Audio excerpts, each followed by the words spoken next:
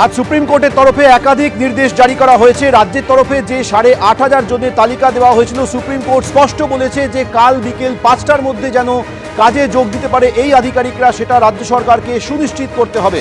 সরাসরি কথা বলবো, আমাদের প্রতিনিধি সৌভিক মজুমদার রয়েছে। সৌভিক, আজকে একাধিক বিষয় নিয়ে সুপ্রিম কোর্টের তরফে নির্দেশ জারি করা হয়েছে, মূলত কোন কোন বিষয়গুলো আজ সওয়াল জবাবে উঠে এলো?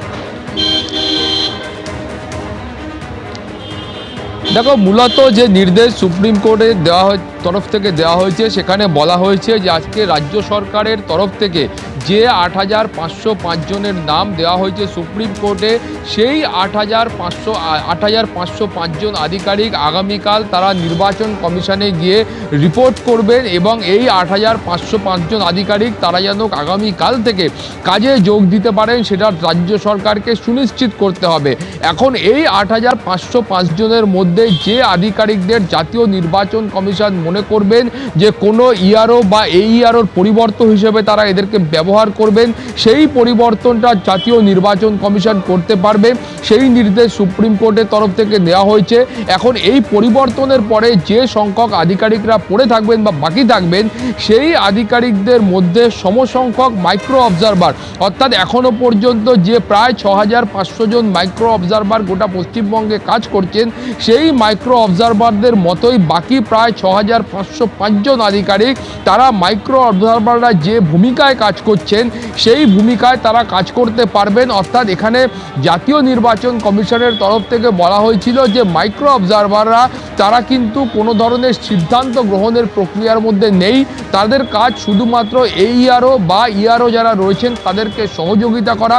ফলে মাইক্রো অবজারভারদের সঙ্গেই কিন্তু বাকি সহযোগিতার যে কাজটা আছে, সাহায্যের যে কাজটা আছে, সেটা এই বাকি প্রায় 6,500 জন যে গ্রুপ বি অফিসার বা ক্লাস 2 অফিসার রয়েছেন এই আধিকারিকরা করতে পারবেন। ফলে তুমি বুঝতেই পারছো যে এখানে রাজ্যের তরফে যে দাবি বারবার সুপ্রিম কোর্টে করা হয়েছিল যে মাইক্রো অবজারভাররা রাজনৈতিক উদ্দেশ্য নিয়ে এ রাজ্যের বৈধ ভোটারদের বাদ দিয়ে দিচ্ছেন, ফলে এই মাইক্রো অবজারভারদেরকে বাদ দেওয়া হোক, সেই দাবির ভিত্তিতেই কিন্তু সুপ্রিম কোর্টের এই নির্দেশ যে মাইক্রো অবজারভাররা এই মুহূর্তে যে কাজ করছেন তারা সে কাজ করতে পারবেন।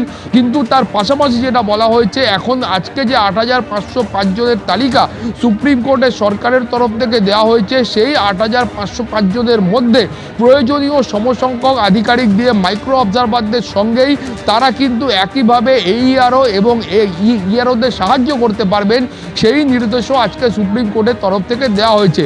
তৃতীয়ত, সুপ্রিম কোর্টের তরফে এটাও বলা হয়েছে যে যেহেতু এখনও এই স্ক্রুটিনির যে প্রক্রিয়া রয়েছে সেই স্ক্রুটিনির প্রক্রিয়া চলছে, ফলে ইআরওদের এই স্ক্রুটিনির প্রক্রিয়াটা সম্পন্ন করার জন্য 14ই ফেব্রুয়ারির পরে আরও বাড়তি 1 সপ্তাহ সময় দেওয়া হোক, সেই নির্দেশও আজকে সুপ্রিম কোর্টের তরফ থেকে দেওয়া হয়েছে। ফলে বুঝতে পারছো যে এই স্ক্রুটিনি এবং এসআইআরের এই যে প্রক্রিয়াটা সাময়িকভাবে এটাকে শেষ করবার জন্য আরও বাড়তি 1 সপ্তাহ সময়, সেটাও কিন্তু আজকে সুপ্রিম কোর্টের তরফ থেকে দেওয়া হয়েছে।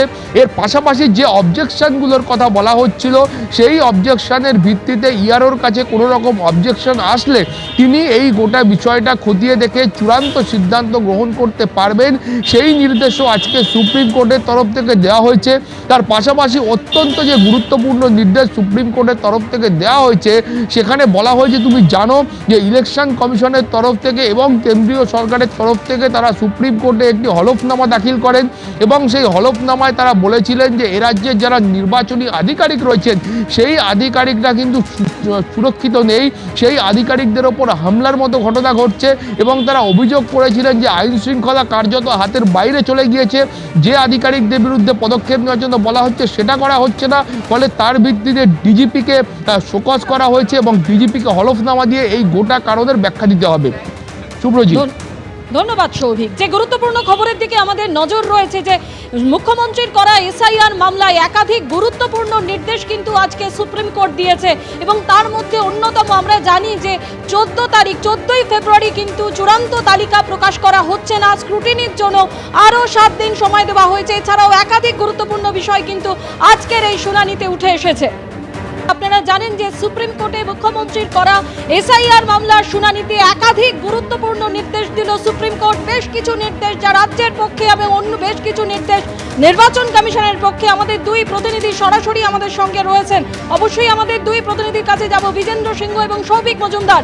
প্রথমেই বিজেন্দ্র, তোমার কাছে আসবো। আমরা দেখেছি যে আজকের এই এসআইআর মামলার শুনানিতে একাধিক গুরুত্বপূর্ণ নির্দেশ দিয়েছে সুপ্রিম কোর্ট এবং বেশ কিছু নির্দেশ আমরা দেখেছি রাজ্যের পক্ষে সেই নির্দেশ দেওয়া হয়েছে এবং বেশ কিছু নির্দেশ নির্বাচন কমিশনের পক্ষে গিয়েছে। আসো, এখানে আসো। দেখো, আইনজীবীরা যারা ছিলেন আর্গুমেন্টে এবং যিনি মামলা করেছিলেন তিনিও এখানে রয়েছেন। তার যে মামলা আজকে হিয়ারিং হলো তিনিও কিন্তু ইন পার্সন আজকে কোর্টের মধ্যে উপস্থিত ছিলেন। এবং আজকে কি হলো যদি আপনি বলেন। মুস্তারি বানু বদাম ভারতের নির্বাচন কমিশনের যে মামলাটি আজকে তালিকাভুক্ত ছিল সেই মামলার শুনানি আজকে ছিল। এই মামলাতে যেভাবে আমরা অনেক এসআইআর ম্যাটারগুলো হয়েছে, this is one of the matter, this was the lead matter. However we have the common object. আমরা সেই জায়গা থেকেই এসেছি। আমরা বলতে চেয়েছি যে মানুষের যে কষ্টগুলো, বিশেষত ভগবান গোলা মুর্শিদাবাদ জেলার একদম সীমান্তবর্তী গ্রামের একজন মহিলা মুস্তারি বানু, তিনি এই মামলাটি করেছিলেন। এবং আজকে আমরা বেশ কয়েকটি পয়েন্ট আমরাও দেখিয়েছি অনেকের মতন। সেই পয়েন্টের মধ্যে একটা হচ্ছে যে অবজেকশনস, হু আর রেজিং দি অবজেকশনস, এই যে এনমাস অবজেকশনস আসছে দেখছেন বালকে, এই অবজেকশনসগুলো করছে। সেখানে দেখা যাচ্ছে যে অবজেক্টরের নাম সেই জায়গাটায় দেখা যাচ্ছে ধরুন মিস্টার এক্স, আর তার অ্যাড্রেস দেওয়া হচ্ছে 5/1 West Bengal. How it is logical? 5-1 Paschimbanga বলে কোনো অ্যাড্রেস হয় না। এই হচ্ছে আমার কাছে আছে হাওড়ায় আপনি একটি জায়গায় কাজীপাড়া মোল্লাপাড়া, সেখানে প্রায় দুটো জায়গায় গুলাম হোসেন সর্দার লেন আর একটা জায়গা, সেখানে এইরকম প্রায় 500 লোকের কাছে এরকম দেওয়া হচ্ছে। তো how illogical approach election commission has adopted, that was one of our target. আজকে এইখানে মুস্তারি বানুর পিটিশনের মধ্যে দিয়েও আমরা বলবার চেষ্টা করেছি। আমরা এটা বলবার চেষ্টা করেছি যে গোটা রাজ্যের এসআইআর প্রক্রিয়াতে সাধারণ মানুষের যে হ্যারাসমেন্টটা হচ্ছে বিকজ অফ লজিক্যাল ডিসক্রিপেন্সি, যেটা আগের দিনকে আপনারা দেখেছেন যে পিটিশন হয়েছে সেখানে পশ্চিমবাংলার মাননীয় মুখ্যমন্ত্রী তিনিও করেছেন। লজিক্যাল ডিসক্রিপেন্সির যে জায়গাটা, এই লজিক্যাল ডিসক্রিপেন্সিটা এতটা ইললজিক্যালি সর্বত্র করা হচ্ছে যে ওনার ক্ষেত্রেই হয়েছে। আপনি বলুন কত বছর বাবা মার সঙ্গে ডিফারেন্সের জায়গাটা বলেছিল?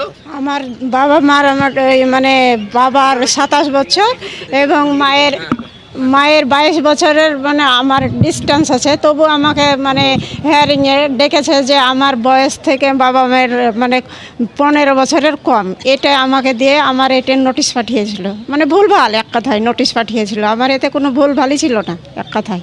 কোথা থেকে আপনি? আমি পশ্চিমবাংলার মুর্শিদাবাদ জেলার ভগবানগোলা, আমার নাম মুস্তারি বানু। আপনি তো মামলাও করেছেন, আপনি তো হ্যাঁ, মামলা করে আজকে হ্যাঁ, কোর্টে appear করলেন। আমি ফার্স্ট পিটিশনার। হ্যাঁ, পিটিশনার ছিলেন। এর আগে আপনি জানেন গত সপ্তাহে মুখ্যমন্ত্রী এসেছিলেন, উনি হ্যাঁ, গত 4/2/2026 তারিখে উনি এসেছিলেন। মানে যখন আপনার এসআইয়ের কাজটা মানে 99% সম্পূর্ণ হয়ে গেছে, সেই টাইমে উনি আসছেন এখানে নাটক করতে। মানে ভাবছেন যে আমি একজন মুখ্যমন্ত্রী, সাধারণ মানুষের মানে এই নামটা চাপা পড়ে থাক, আমি মুখ্যমন্ত্রী, আমার নামটা উজ্জ্বল হয়ে যাক, এরকম ভাবছেন উনি। আমার আবেদন হচ্ছে আমার বাংলার মানুষ মানে পশ্চিম বাংলার মানুষ যাতে এসআইআর প্রকৃত ভোট যাদের আছে তারা যেন একটাও না বাদ যায়, এটাই হলো আমার আন্দোলন। আপনাকে নোটিশ কবে পাঠিয়েছিল এবং আপনি কি গেছিলেন হিয়ারিং এ? আমি হিয়ারিংয়ে অবশ্যই, এই তো সব্যসাচী দায় এইসব আমাদের মানে এই উকিলদের সহযোগিতা, আমার পার্টির সহযোগিতায় অবশ্যই আমি এই পিটিশনটা করি।